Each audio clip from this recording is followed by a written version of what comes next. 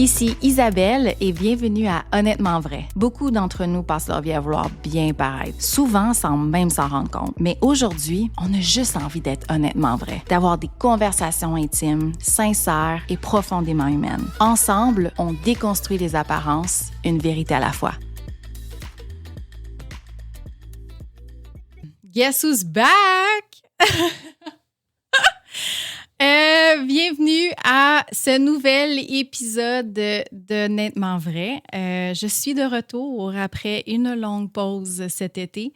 Puis justement, aujourd'hui, c'est un épisode où je voulais faire un petit update solo de ma vie en ce moment. Parce que c'est ça l'émission, dans le fond, je parle de transformation intérieure, de cheminement, de guérison, etc.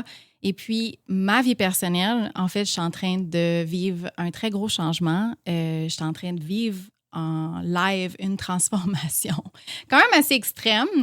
Je voulais vous faire un petit update, c'est ça, de ma vie. Merci si vous êtes encore à l'écoute puis vous êtes restés fiable et fidèle au poste. Merci encore d'être encore à l'écoute. On est rendu au 8e épisode, quand même. Fait que dans le fond, pourquoi j'ai pris une pause? J'ai pris une pause parce que j'avais besoin de respirer un peu. Avec on dirait que je le sentais venir, il y avait de quoi qui s'en venait. Tu sais, quand ton intuition te dit quelque chose, là, puis ça s'en vient, là. C'était un peu ça. J'avais besoin. Je voyais qu'il y avait de quoi qui allait arriver. J'ai décidé de ne pas commencer à courir non plus, à faire du contenu pour faire du contenu, juste pour sortir du contenu.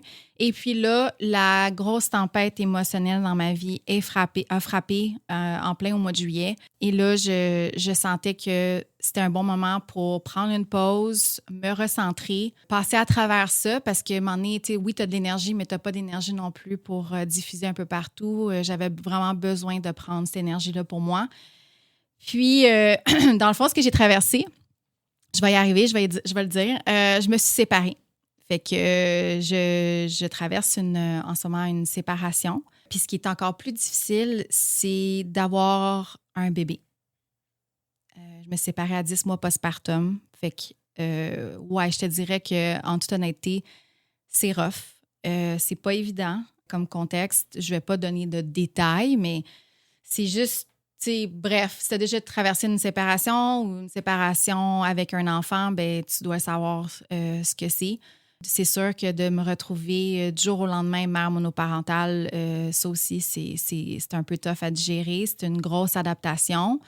Fait qu'il y a beaucoup de choses, c'est ça, que je traverse en ce moment qui est beaucoup instable. C'est une période, c'est ça, d'instabilité. C'est une période de grande transformation. J'ai perdu des repères. Une séparation, c'est beaucoup de deuil, beaucoup de petits deuils à faire. Comme, premièrement, il y a le deuil de la relation, le potentiel d'un futur, le deuil d'une famille unie. Ça, je l'ai trouvé vraiment difficile.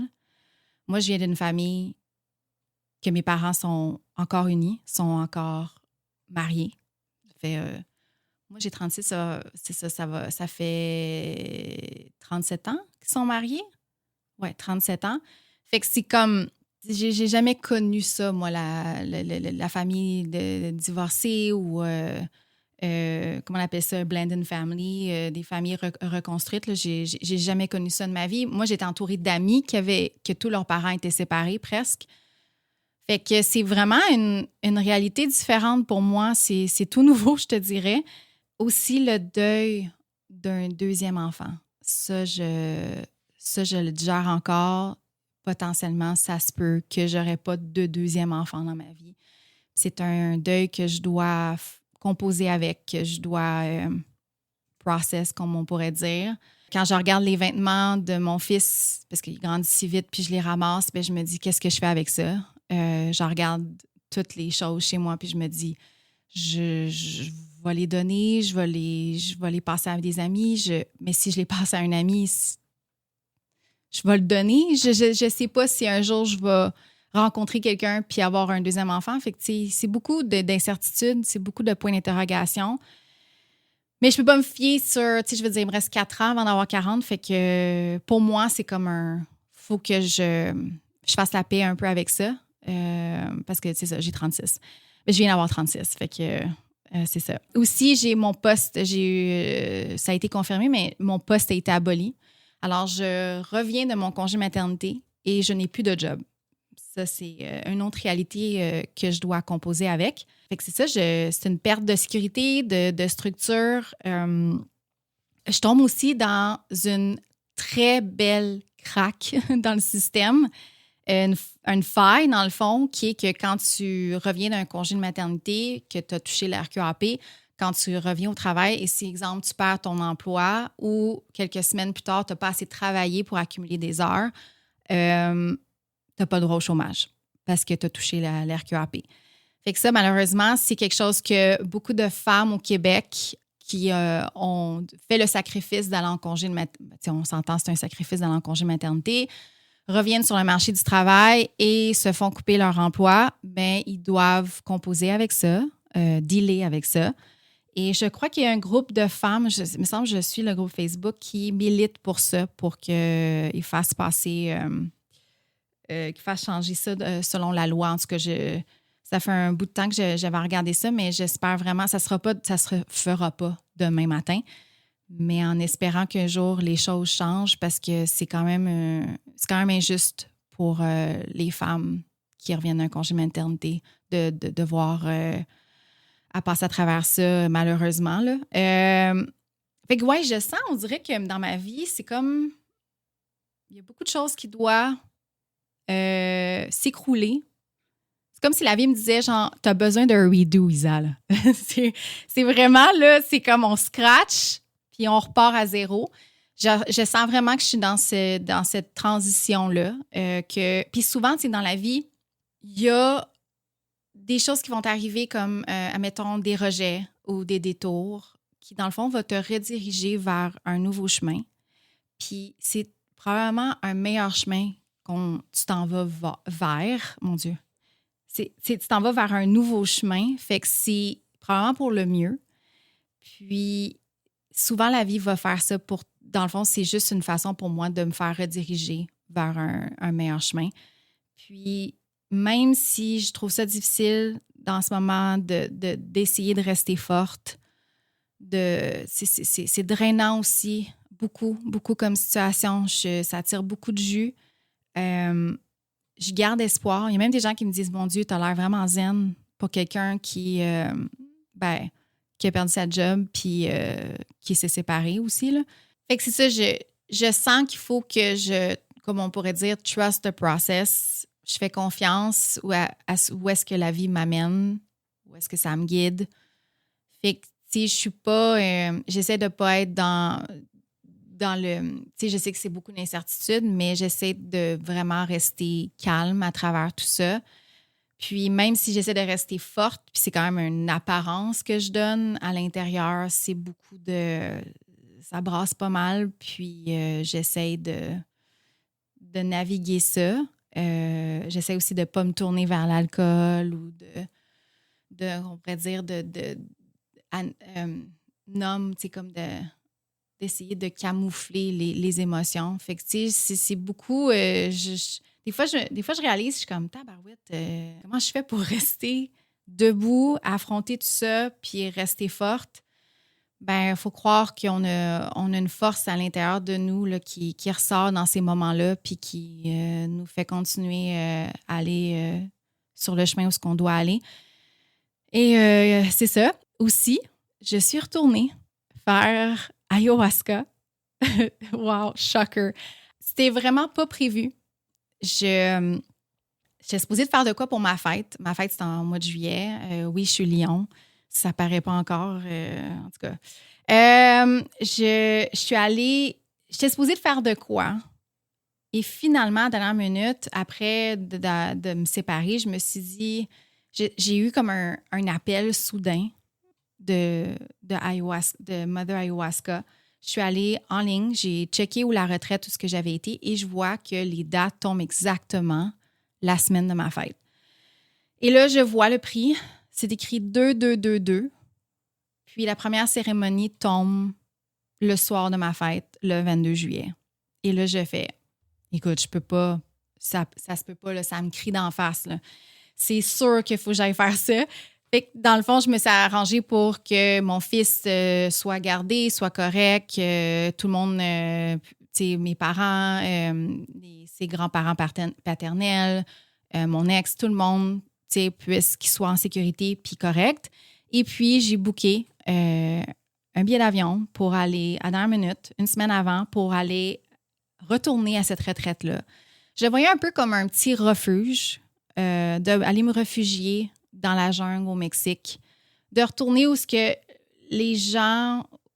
Cette tribe-là, là-bas, elle est tellement... Il y a tellement une belle énergie. Les gens sont tellement fins, tellement pleins d'amour. Je sentais que j'avais besoin d'aller là. Surtout quand tu traverses, quand tu vois que tu te frappes à un mur, puis que là, ta vie est en train de prendre une autre tournure. On dirait que c'est comme le parfait moment. Puis je l'ai vraiment senti l'appel. C'était assez soudain et j'y suis allée. Puis je suis vraiment contente que j'ai fait ce move-là. Je ne vais pas raconter vraiment en détail. Ça ne me tente pas de refaire. Tu sais, surtout que au mois de juin, j'ai lancé l'épisode, je crois que c'est l'épisode 3-4 sur ayahuasca. Si vous n'avez pas encore écouté, je vous le conseille fortement si vous êtes curieux sur c'est quoi une retraite ayahuasca.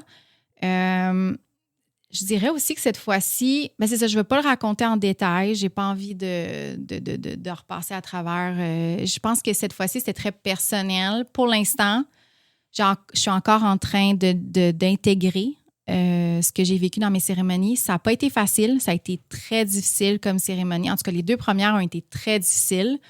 J'ai vraiment rushé. Même que c'était tellement éprouvant que je n'étais même pas sûre que j'aurais été capable de faire la 2e et la 3e cérémonie. Tellement que c'était vraiment, vraiment intense. Mais en gros, cette fois-ci, d'y retourner, c'était moins...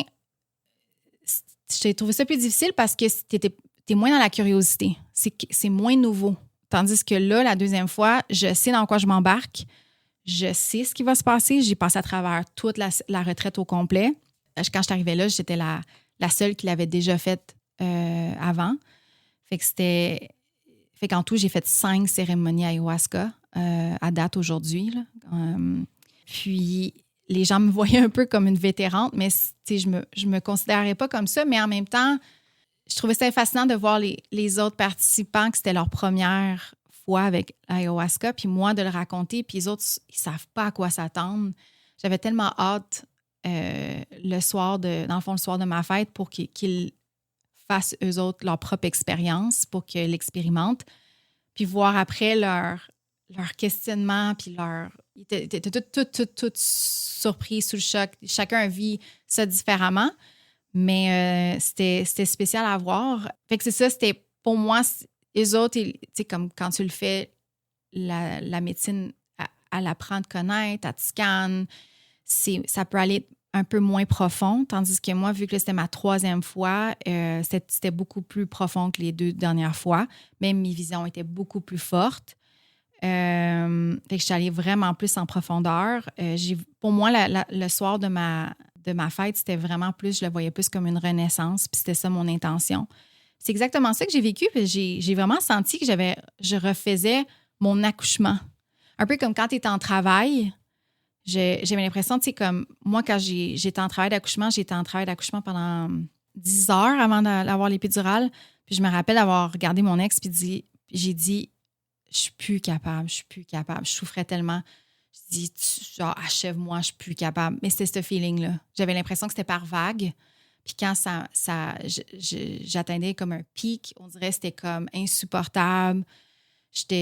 Dans ma tête, j'étais comme, je suis plus capable, je peux pas faire ça, je peux plus continuer. Oh mon Dieu. Fait que tu sais, c'était vraiment, c'est ça, comme je disais tantôt, c'était éprouvant, confrontant même, mais j'ai vraiment senti un shift, j'ai vraiment senti que ça me transformait.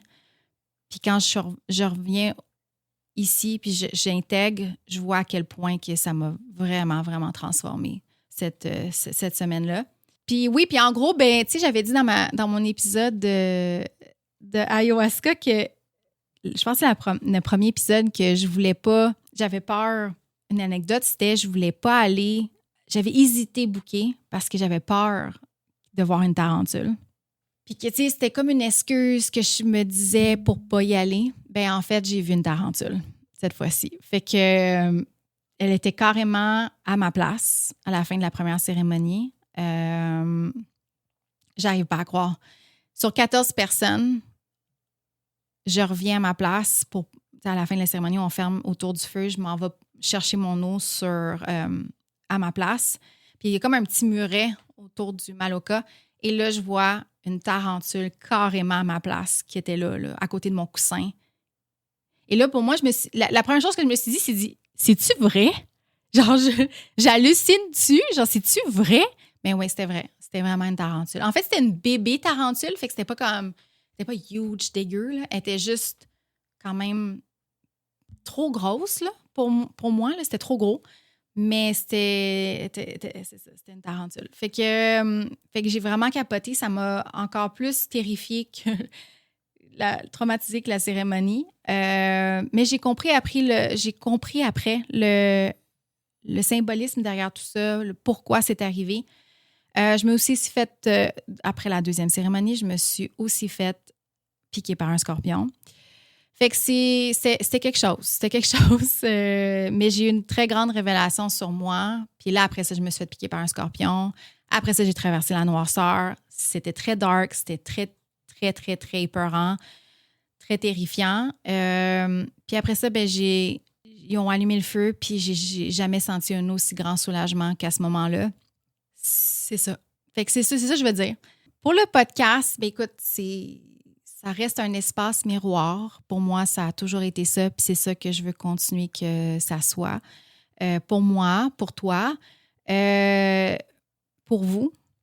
Je sens aussi un shift à l'intérieur de moi quand je suis revenue de la retraite. Pour moi, je me suis sentie un peu plus alignée vers la spiritualité, vers un chemin plus spirituel. Et je l'avais raconté dans mes stories sur Instagram, mais je vois ça plus comme... Avant, c'est comme je cachais un peu ce côté-là où je ne l'honorais pas, où je n'étais pas 100% alignée, connectée avec cette partie-là de moi.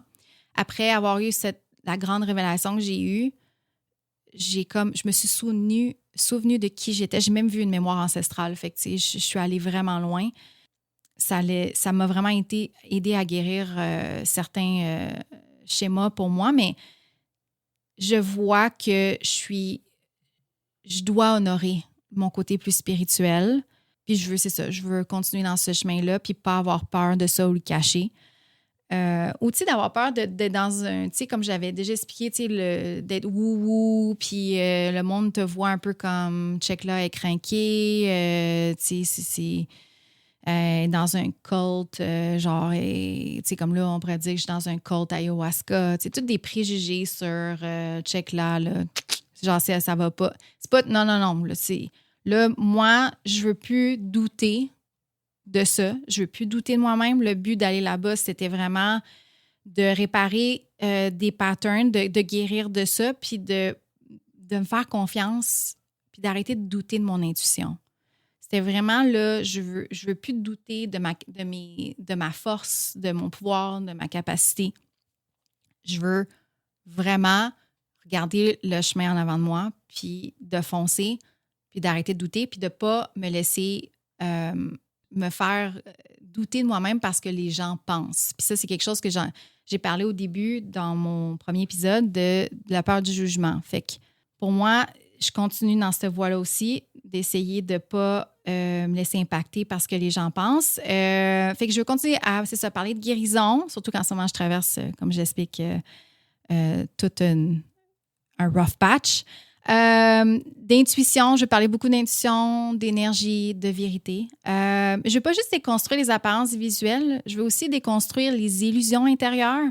Puis ce que je veux dire par là, c'est qu'est-ce qu'on se raconte à nous-mêmes, des croyances qui nous limitent, de qui on s'éloigne, de qui on est. Fait que faut décomposer ça, faut aller contre ça. Puis je sens aussi que j'ai plus comme un rôle de guide. Puis non, c'est pas parce que je me sens supérieure ou au-dessus de tout ça parce que, checkez-moi, j'ai accompli ça, ou je passe à travers telle expérience. C'est plus comme un appel où ce que j'ai envie d'accompagner, j'ai envie de transmettre aux gens à travers mes expériences, mais à travers les expériences aussi des autres, des invités, pour qu'ils puissent se reconnaître, puis peut-être allumer aussi des petites lumières. Je sens que j'ai cet appel-là de faire ça, éventuellement, d'allumer des petites lumières dans vos têtes.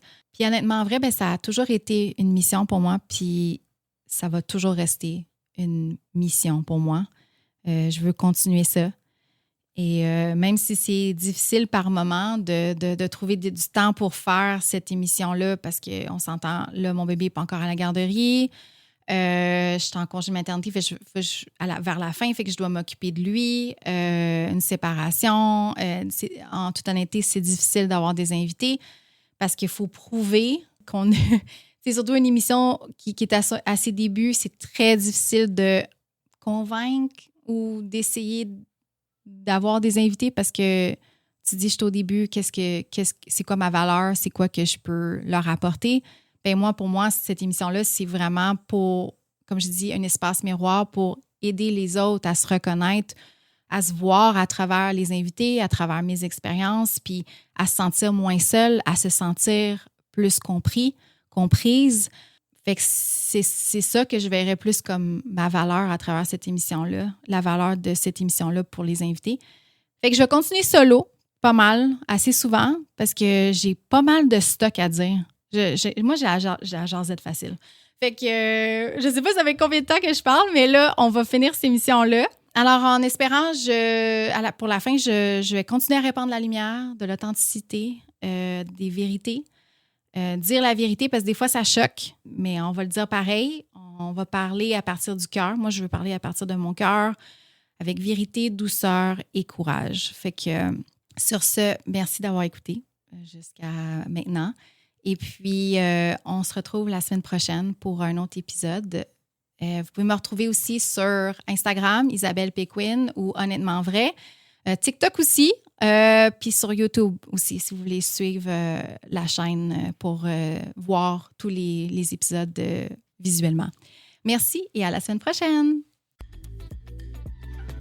Merci d'avoir été là. Si cet épisode t'a touché, inspiré ou juste fait du bien, n'hésite pas à le partager. Je t'invite aussi à t'abonner pour ne rien manquer. Tu peux aussi venir me jaser à Honnêtement Vrai ou Isabelle Péquin sur Instagram. Et on se retrouve bientôt pour une autre jasette Honnêtement Vrai.